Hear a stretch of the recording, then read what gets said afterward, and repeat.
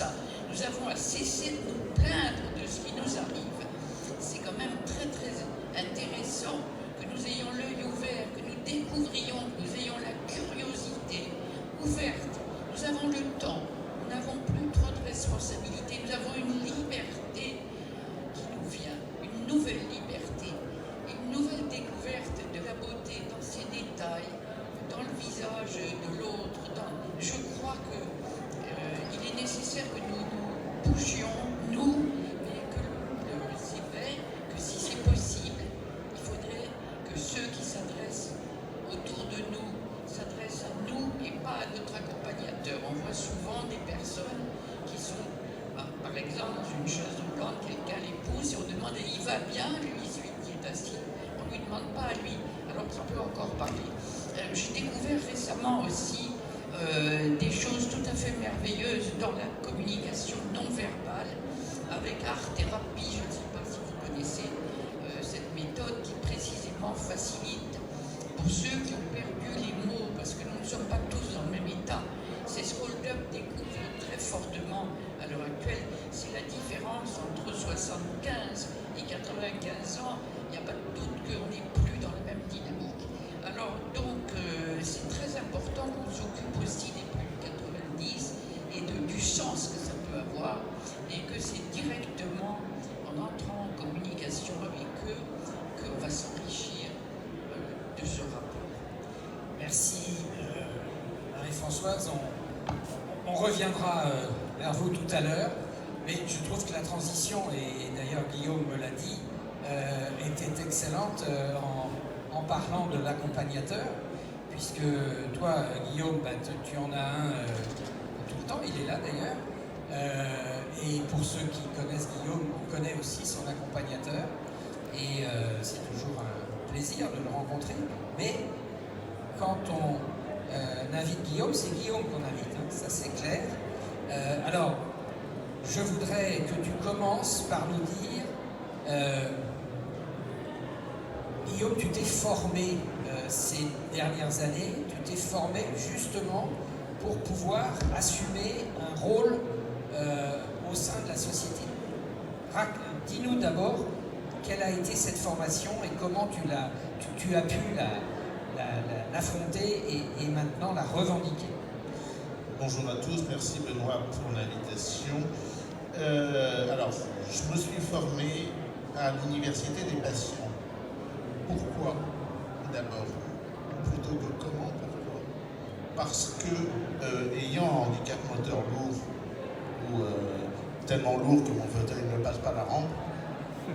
Pour ceux qui n'étaient pas là il y a un quart d'heure, le fauteuil de Guillaume n'a pas monté la rampe qui était prévue. Qui était prévue pour un fauteuil léger. Et donc, il a fallu 5 ou 6 hommes pour le monter, mais il est bien là avec nous.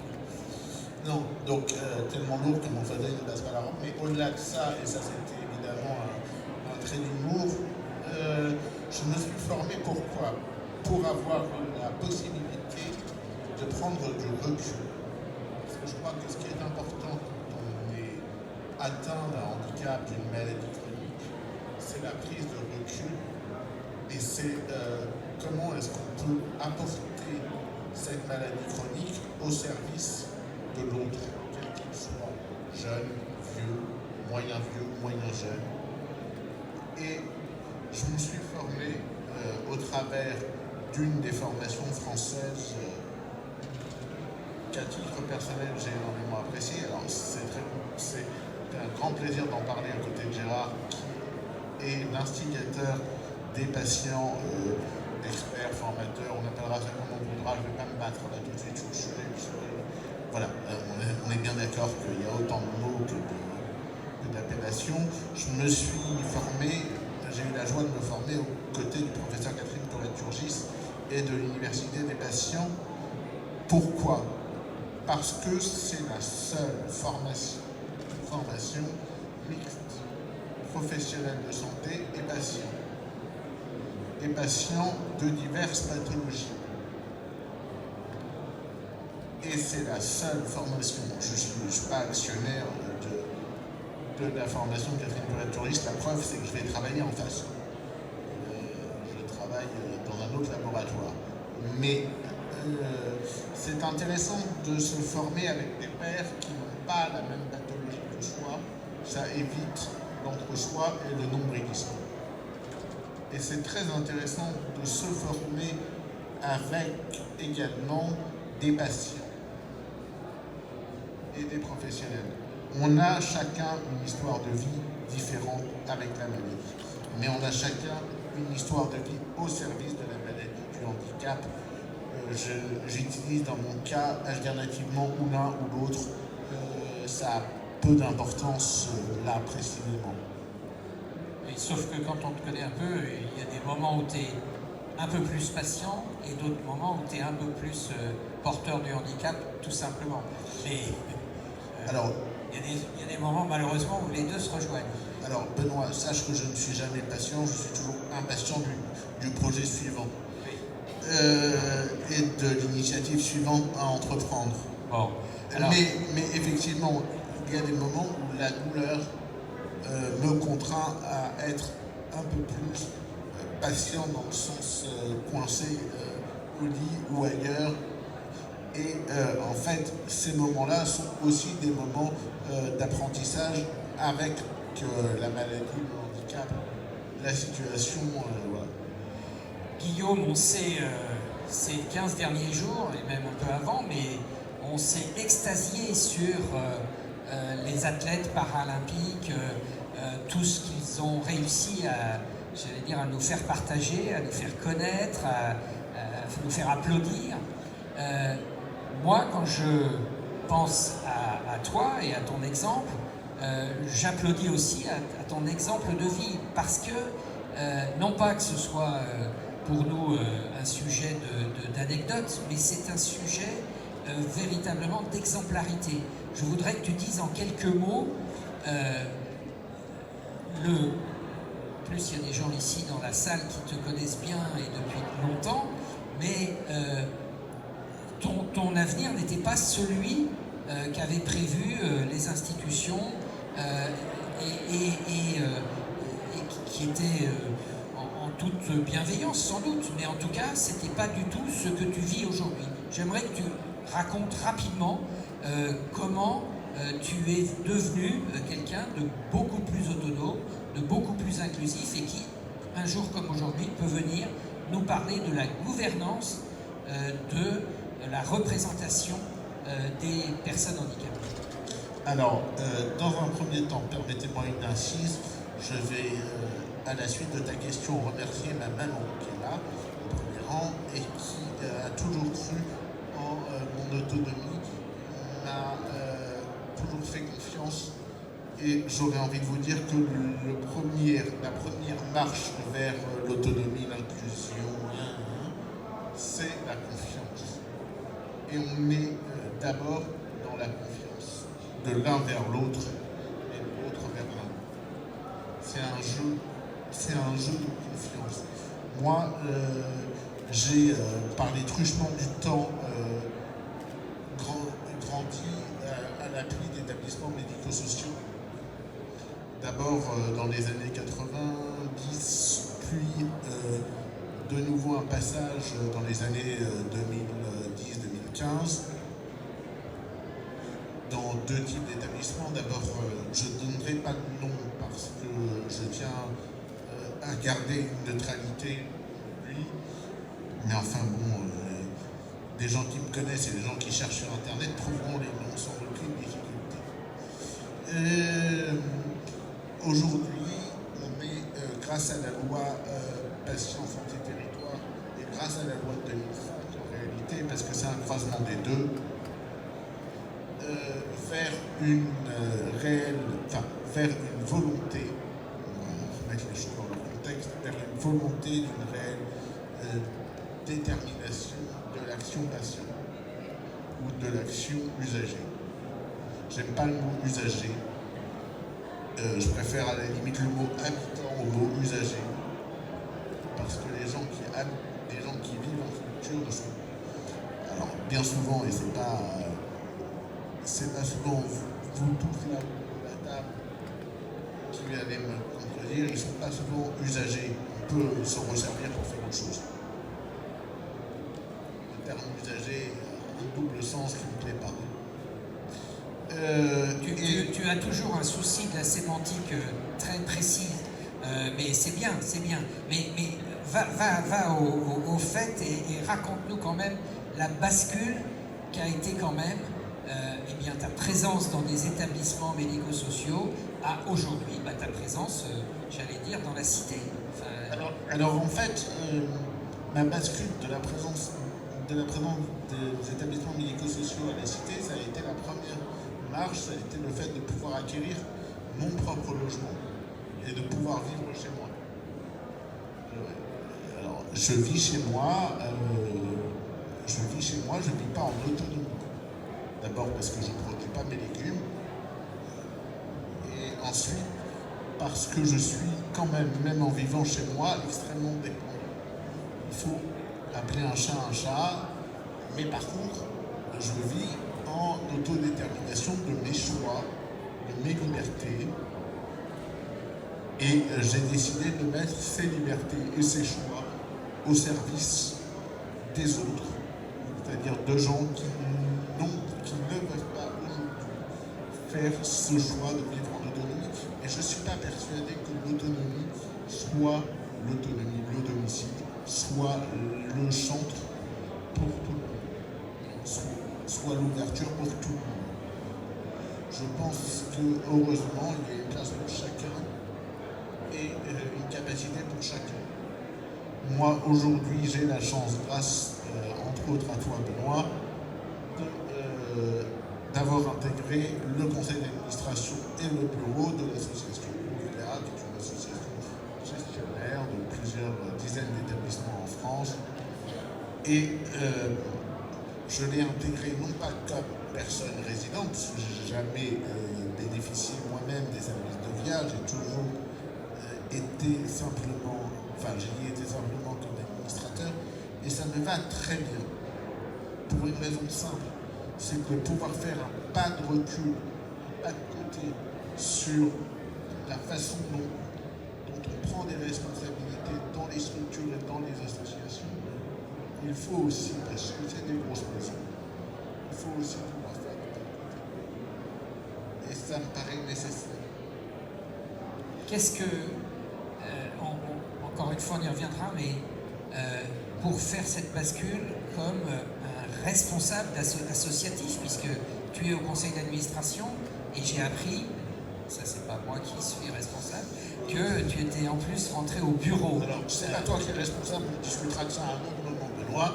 Oui, enfin bon. Je suis pas tout à fait d'accord avec cette vision des choses.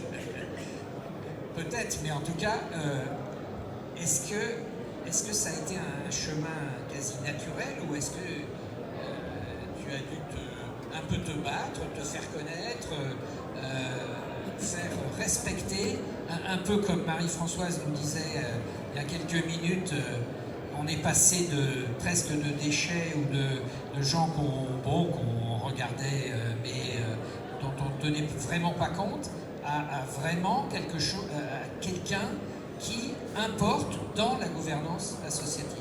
Alors, je pense, et c'est ce que je rejoins volontiers Madame Fuchs sur le sujet, je pense qu'il y a réellement un changement de paradigme.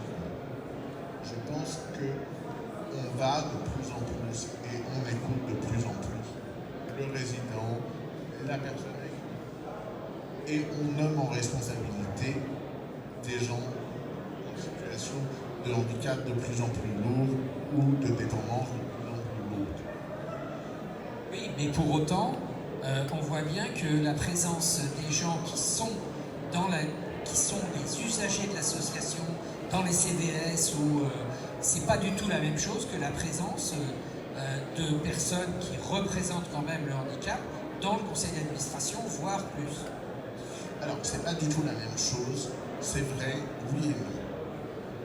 Parce que je pense qu'il faut toujours se rappeler du bas de l'échelle avant de monter les marches, la preuve.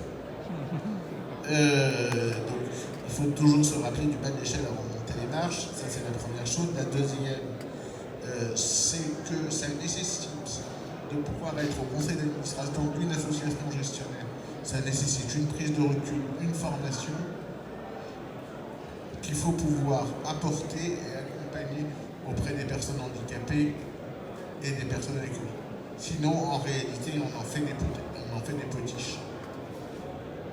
Bon, alors, est-ce que ça va être la transition avec Gérard de parler des potiches? Non, mais quand même, tiens, on va passer le micro à Gérard. Alors, Gérard, je dois dire qu'en préparant cette table ronde, j'ai vécu un moment très important parce que je te connaissais depuis presque 15-20 ans. Je te voyais dans tous les forums, dans des réunions comme celle-ci.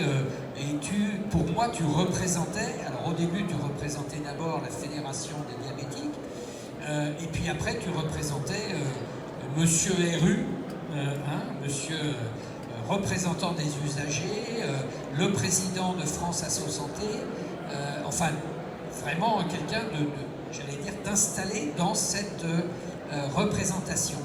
Mais ce que j'ai appris et ce que je voudrais quand même que tu nous dises aussi rapidement, mais c'est que tu n'es pas né comme représentant des usagers et tu as même été, et j'en étais le premier surpris, mais intéressé, tu as été un chef d'entreprise jusqu'à l'âge de 35 ans et jusqu'à ce qu'on découvre ta maladie. Donc j'aimerais que tu commences un petit peu par là parce que, tout comme nous tous, nous sommes formatés aussi parce que nous avons été au début, au milieu ou même à la fin de notre carrière, mais c'est extrêmement important, je trouve, dans ton parcours, mais ta modestie fait que tu ne le dis pas souvent. Donc aujourd'hui, tu vas le dire. Merci pour l'invitation, ça va être compliqué, mais oui, j'ai l'habitude, je l'ai écrit. Je suis tombé tout petit dans le milieu associatif, j'ai toujours été un animateur d'équipe. Je suis né avec un ballon de rugby dans mon berceau, donc forcément que ça fait participer, ça fait partager avec les autres. Et puis, interne, j'ai été chef de classe, responsable effectivement de la classe et tout. Donc j'ai toujours eu autour de moi une équipe, quel que soit le sujet, mais j'ai toujours... et effectivement, dans ma carrière professionnelle aussi, j'avais à manager des équipes. Et j'ai été confronté, j'ai pris en plein mur le système de soins parce que je n'étais pas préparé à ça. Et à 35 ans, je me suis retrouvé avec plusieurs semaines, voire mois, hospitalisé avec un diabète de type 1. C'est important, effectivement. Et là, j'ai vite compris que c'était pas en écoutant les médecins que j'allais me rebâtir et que j'allais refaire une autre vie. Il fallait que je comprenne et que je prenne sur moi et que je comprenne ce que voulait me dire mon corps, etc. etc. Et donc me reconstruire. Et surtout, encore une fois de plus, essayer de partager avec d'autres leur infortune de vie, leur compréhension. Et je me suis bâti en écoutant ce que vivaient les autres personnes, à peu près de mon âge, diabétiques de type 1, qui étaient bien loin des préoccupations des médecins, mais qui étaient beaucoup plus proches des préoccupations de leur vie au quotidien, que ce soit leur vie de couple, leur vie professionnelle, leur vie sportive, etc., plutôt que de savoir s'il fallait se piquer à droite, à gauche, ou au milieu. Ça, alors là, je veux dire, ça ne nous intéressait pas, mais ça intéressait le médecin. Et donc, à partir de là, j'ai dit, mais il nous manque quelque chose dans cette vie de personnes atteintes de pathologie chronique, c'est le partage entre nous. On n'est pas seul face à la maladie, on doit partager avec nous. Et donc, le milieu associatif m'a rattrapé, ou j'ai rattrapé le milieu associatif, pour créer une nouvelle dynamique. Et tu l'as dit, Guillaume, j'ai vite compris qu'il fallait qu'on s'entraide entre nous, donc créer et former des patients pour pouvoir accompagner d'autres patients. La formation des pairs pour l'accompagnement par des pairs. Ce qui a été fait, c'était dans les années 95-98, ce qui a été évidemment une révolution auprès de la diabétologie. Et d'ailleurs, là, je me dis, j'ai même une fatwa au-dessus de la tête, les diabétologues considérant que ma démarche allait faire des morts et que j'étais contre évidemment les médecins. Absolument pas, la preuve aujourd'hui, c'est qu'effectivement, on fait avec les patients, enseignants, partenaires et autres, on construit des programmes d'éducation thérapeutique et d'accompagnement avec eux.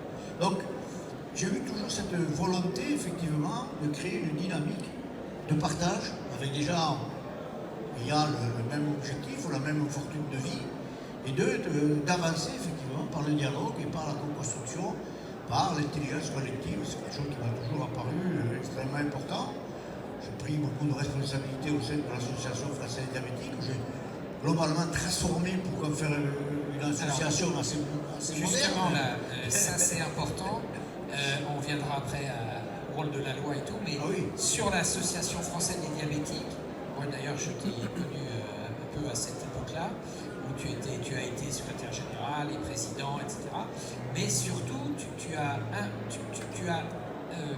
fait venir des méthodes nouvelles pour que ce ne soit pas simplement une représentation, je dirais, un peu factice, un peu, voilà, qu'on retrouve quand même aujourd'hui assez souvent, malheureusement, dans certaines représentations des malades. On a